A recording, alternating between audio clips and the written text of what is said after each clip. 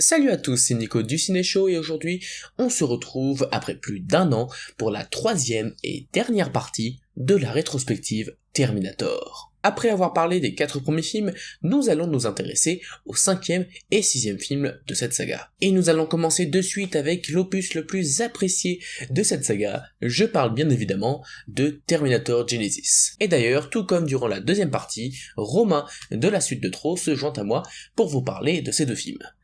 Romain, est-ce que tu es prêt ? Je vais prendre ça pour un oui. C'est parti.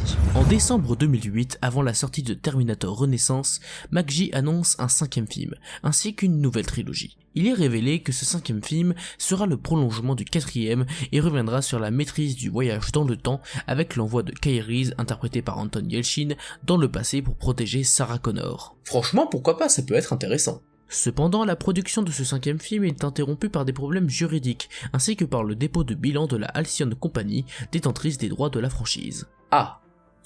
Bon bah tant pis. En février 2011, Universal Studios envisage la possibilité de réaliser un 5e film Terminator, avec Arnold Schwarzenegger de retour dans le rôle titre, Justin Lin en tant que réalisateur, et qui ne serait pas la suite directe de Terminator Renaissance. Mais en mai 2011, Megan Ellison et sa société de production Annapurna Pictures obtiennent aux enchères les droits sur 2 films Terminator. Ellison annonce qu'elle et son frère David Ellison ont choisi de repartir de zéro. Terminator 5 est désormais intitulé Genesis, et ce sera finalement Alan Taylor, réalisateur de Thor le monde des ténèbres et de quelques épisodes de Game of Thrones, qui se chargera du projet. Parmi les acteurs, le retour de Arnold Schwarzenegger est confirmé, ainsi que l'arrivée de petits nouveaux comme Emilia Clarke dans le rôle de Sarah Connor, Jay Courtney dans le rôle de Kyle Reese, et Jason Clarke dans le rôle de John Connor. Un casting, disons, plus ou moins encourageant. Le tournage débute le 21 avril 2014 à la Nouvelle-Orléans, et on va dire qu'il ne sera pas de tout repos. En témoignent les propos d'Emilia Clarke à propos d'Alan Taylor avec qui elle a travaillé sur la série Game of Thrones. Il s'est fait dévorer sur le tournage de Terminator. Il n'était plus le réalisateur dont je me souvenais. Il n'a pas passé un bon moment. Personne n'a passé un bon moment. L'actrice ajoute aussi que sur la production des 4 Fantastiques de Josh Trank, qui se déroulait au même moment dans de mauvaises conditions et dont le tournage se faisait à proximité de celui de Terminator, les membres de l'équipe portaient des vestes où il était inscrit « Au moins, nous ne sommes pas dans Terminator ». Grosse ambiance. La fin du tournage a été annoncée le 6 août 2014 avant que le film parte en post-production. Le film sort le 1er juillet 2015 et disons qu'il ne va pas recevoir un accueil dithyrambique. Sur Rotten Tomatoes, le film n'obtient qu'une moyenne de 27% pour 260 critiques recensées et l'avis du public est catastrophique, au point de le désigner comme le pire film Terminator jamais réalisé. Initialement, James Cameron apporte son soutien à Terminator Genesis lors de sa sortie, dans une vidéo promotionnelle, le trouvant, je cite, respectueux des 2 premiers films et que la franchise a été revigorée. L'affiche française du film présente d'ailleurs cette citation de Cameron, « Vous allez adorer Terminator Genesis ». Cependant, en 2017, il déclare qu'il a apporté son soutien à Genesis uniquement par amitié envers Schwarzenegger et qu'il trouvait le film raté. Et c'est pas vraiment étonnant puisqu'effectivement Terminator Genesis est le pire film de cette saga et il y a tellement de choses qui ne vont pas dans ce film que ça va être compliqué de tout vous résumer.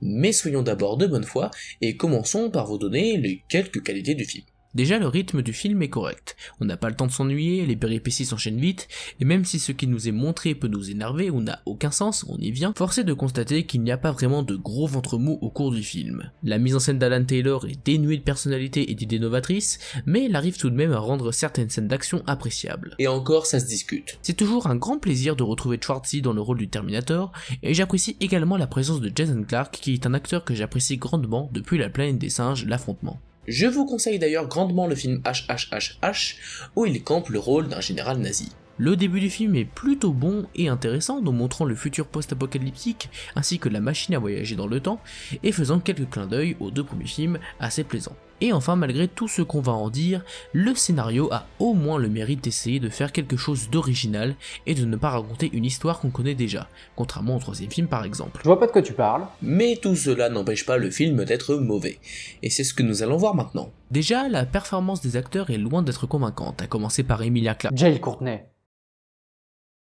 Désolé, il fallait que ça sorte. J'ai beaucoup de mal avec cet acteur. Bon, déjà parce qu'il joue dans Die Hard Belle Journée pour mourir, mais surtout parce que la plupart de ses rôles se ressemblent. Il est vrai qu'il joue souvent le rôle d'un homme qui a tout dans les bras et rien dans le cerveau, comme dans Divergent, Suicide Squad, Die Hard 5 que tu viens de citer, et ici il se contente de jouer un Kyle Reese monotone et sans charisme qui n'apporte à aucun moment de la sympathie. Ensuite, Emilia Clarke n'est également pas très convaincante dans la peau de Sarah Connor. Si elle prouve tout de même son talent de comédienne durant certaines scènes et arrive à rendre son personnage attachant, j'ai surtout du mal à voir Sarah Connor à l'écran à cause de son visage que je trouve trop gentil par rapport à Linda Hamilton. Donc ce n'est pas vraiment de sa faute, mais plus au directeur de casting. Comme pour la mise en scène, on sent que le film est dénué de personnalité et fait avec une mauvaise intention, chose confirmée par le fait que l'ambiance de tournage était apparemment très compliquée. Mais maintenant, parlons du scénario. T'es vraiment sûr de vouloir en parler? Pas vraiment, car, disons-le, c'est un immense bordel. Le film se perd dans une intrigue tirée par les cheveux et qui n'a absolument aucun sens puisque toutes les explications à pourquoi une nouvelle réalité a été créée sont vite expédiées ou racontées de manière tellement incompréhensible que ça en devient chiant, il faut le dire. Seul le développement du personnage de John Connor apporte un peu de nouveauté à cette histoire, avec un twist en milieu de film qui aurait pu être très intéressant. Enfin, si la bande-annonce n'avait pas tout dévoilé. Bien joué les gars. Mais le film préfère sacrifier le développement du scénario au profit du rythme, ce qui est à la fois un bon point comme expliqué plus tôt, mais très problématique quand tu cherches à raconter une histoire aussi complexe. Et le traitement du Terminator, parlons-en. Ce point a véritablement enragé certains fans qui ont crié au scandale quand ils ont vu comment était ridiculisé le Terminator. Après, de mon côté, c'est quelque chose qui m'a pas forcément dérangé. Rajoutez à cela une musique insipide, des facilités scénaristiques à foison, et vous obtiendrez ce beau raté qu'est Terminator Genesis. Bref, vous l'aurez compris, ce cinquième film, c'était pas trop ça. Pourtant, les studios vont quand même mettre en place un sixième film. Et ce sixième film, qui est actuellement le dernier de cette saga, c'est Terminator Dark Fate. Le 5 septembre 2014, Paramount annonce que Terminator Genesis serait le premier film d'une nouvelle trilogie, dont les sorties de Terminator 6 et 7 sont programmées le 19 mai 2017 et le 29 juin 2018. Arnold Schwarzenegger annonce d'ailleurs son retour pour les films suivants. Cependant, on apprend le 21 janvier 2016 que la suite de Terminator Genesis, attendue en 2017, est annulée, enterrant au passage l'idée d'une potentielle saga Genesis. Oh, quel dommage! Emilia Clarke de son côté annonce dans la foulée qu'elle sera dans aucune suite envisagée. Elle se dit soulagée de l'échec du film et que les suites soient annulées. Crois-moi, tu n'es pas la seule. Et dans une entrevue donnée au Hollywood Reporter pour la promotion de The Medicines of Newark, Alan Taylor a déclaré avoir perdu la volonté de faire des films et de vivre en tant que réalisateur après son expérience sur le tournage de Thor le Monde des Ténèbres et Terminator Genesis qui l'a plongé dans une dépression. Il considère que son travail sur le pilote de télévision basé sur le roman Stalker et sur la série d'Amazon Prime Philip K. Dick's Electric Dreams l'a aidé à sortir de sa dépression et à redécouvrir la joie du cinéma à travers des projets plus personnels et moins ambitieux.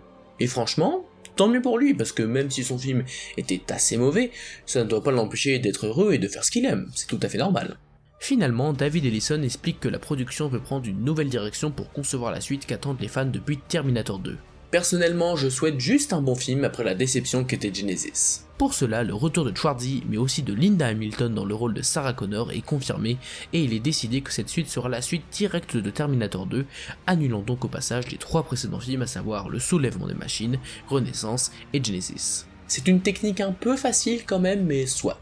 Tim Miller, réalisateur de Deadpool, s'occupera de la réalisation de ce Dark Fate et James Cameron est affilié à la production. Cependant, le tournage du film ne va pas se dérouler dans les meilleures conditions à cause notamment de quelques réécritures la veille du tournage, ce qui ne facilitera pas la vie des acteurs et actrices, mais aussi du conflit entre Miller et Cameron, les deux n'ayant pas la même vision de Terminator. Le tournage fut donc assez chaotique même si ce n'est pas comparable au tournage de Genesis. Le film part après cela en post-production et la musique est confiée à Tom Hülkenberg, alias Junkie XL. Le film sort finalement le 1er novembre 2019 aux États-Unis et disons qu'il ne sera pas très bien accueilli par le public qui le juge moyen, voire même mauvais. Et du côté du box-office, malgré sa recette de 261 millions de dollars au box-office mondial, Terminator Dark Fate fait un flop, en raison de son budget de production de 180 millions de dollars, sans tenir compte des sommes engagées pour la promotion. Terminator Dark Fate est considéré comme aussi mauvais, voire pire que Terminator Genesis, et donc vous vous attendez forcément à ce que je défonce le film. Mais le problème c'est que j'ai bien aimé le film. Non mais vraiment, hein. Je trouve en effet que comparé à Genesis, c'est le jour et la nuit. J'ai apprécié grandement découvrir ce film au cinéma et je ne comprends toujours pas les critiques ultra négatives à son sujet. Mais ceci étant dit, évidemment le film a des défauts, il est loin d'être parfait. D'abord, le scénario est vraiment peu original et ressemble à un copier-coller du deuxième film avec une sauce moderne. Chaque rebondissement est plutôt prévisible et l'histoire de Danny et ce changement de réalité avec Légion semble avoir été pensé juste pour faire croire à de la nouveauté et cacher le manque d'idées des scénaristes. Là-dessus, on peut dire que Genesis a eu un peu plus d'ambition. Il manque également quelques scènes pour développer les personnages qui pour certains comme Grace manquent de profondeur, ainsi que le sujet des migrants mexicains qui est très vite survolé. Et bien sûr la scène d'introduction avec la mort de John Connor qui, même si elle ne m'a pas trop dérangé et a plutôt bien marché sur moi, reste pour beaucoup, et je le comprends parfaitement, un affront aux personnages et aux fans du deuxième film. Même si je trouve que Genesis était clairement pire à ce niveau-là. Effectivement, ça se voit que tu aimes ce film. Au-delà de cette scène d'intro, ce qui me dérange, c'est surtout le fait de venir effacer une nouvelle fois les films précédents pour, in fine, ne rien apporter à cette saga devenue sans queue ni tête. Et c'est un avis que je comprends totalement. Cette mode d'annuler certaines suites de sagas n'est pas nouveau et ça a rarement donné des chefs-d'œuvre.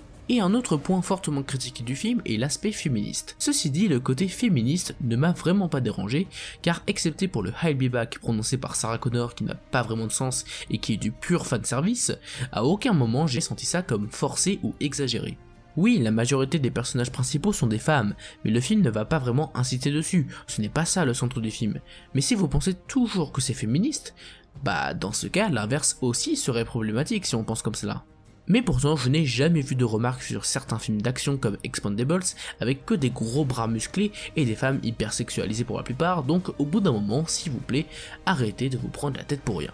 Mais du coup, malgré ses défauts, le film a des qualités. La réalisation de Tim Miller, qui n'en est qu'à son deuxième film, est plutôt bonne sans être révolutionnaire, montrant simplement ce qu'il se passe, certes, mais qui rend certaines scènes d'action comme la poursuite du début vraiment impressionnantes. J'ai ressenti une intensité dans les scènes d'action que je n'avais pas ressenti depuis Terminator 4, voire même Terminator 2. Le rythme du film est d'ailleurs franchement bon et il est difficile de s'ennuyer avec le nombre de péripéties du film qui s'enchaînent très bien, car même si le scénario est peu original, il peut au moins se permettre de filer en ligne droite sans explication complexe à la Genesis. Comme quoi, parfois, il vaut mieux faire simple que compliqué. Faire simple, d'accord, mais c'est mieux avec des idées quand même. Car ok, la réalisation est correcte, ok, le film file à toute allure, mais une fois que l'on a compris que Dark Fate était une version Wish de Terminator 2, tout devient prévisible, mécanique et ennuyant. Ah bah ça c'est sûr que le film n'est pas très original, comme beaucoup de blockbusters actuellement, mais justement, la plupart des blockbusters que j'aime bien, c'est des films assez prévisibles, mais qui sont spectaculaires et tout à fait divertissants, et c'est ce que j'ai eu dans ce film. Le cadre mexicain au début est plutôt sympathique et c'est dommage que le reste du film n'en ait pas vraiment plus profité. Les acteurs sont plutôt bons, Linda Hamilton en tête qui fait un retour vraiment convaincant dans la peau d'une Sarah Connor meurtrie et marquée par la mort de son fils. Gabriel Luna en Terminator est vraiment charismatique, sans atteindre la classe de Robert Patrick bien sûr, mais il arrive tout de même à mon sens à se démarquer par ces scènes où il sympathise avec les humains pour mieux s'infiltrer. Et enfin, Schwartzy a pour certains un rôle totalement ridicule et si, encore une fois, je peux le comprendre, cela ne me paraît pas totalement illogique et permet d'explorer un sujet intéressant, à savoir la vie d'un robot sans but. Et donc, malgré un léger ventre mou au milieu du film, la fin est très épique et nous donne envie de voir la suite qui risque de ne jamais voir le jour vu le flop que ça a été. Vous l'aurez compris, Terminator Dark Fate est loin d'être un film parfait à cause de son scénario et son manque d'originalité. Ça c'est sûr, ouais. Mais il en reste un film d'action très divertissant qui n'est peut-être pas aussi bon que les deux premiers films, mais qui reste correct et franchement agréable à visionner. Donc s'il vous plaît, si vous n'avez pas aimé Terminator Dark Fate, au moins redonnez-lui une chance. Croyez-moi, c'est un film qui n'est pas si mauvais qu'on dit. On arrive à la fin de cette rétrospective Terminator, je pense que vous avez pu voir à travers ces vidéos que c'est une saga que j'aime particulièrement. Bien évidemment les deux premiers sont les meilleurs, mais c'est vrai que j'aime pas mal le 4, le 6 et même un peu le 3, bon, c'est le 5 qui est vraiment un film que je n'aime pas beaucoup, mais voilà, vous voyez que dans l'ensemble c'est une saga que j'aime particulièrement. En tout cas ça m'a fait plaisir de vous parler de cette saga en compagnie de Romain de la Suite de Trop, le lien de sa chaîne est en description, n'hésitez pas à le regarder, il fait un travail formidable. Bref, quant à moi je vous dis à la prochaine pour parler de cinéma, mais en attendant, c'était Nico du Ciné Show, à bientôt.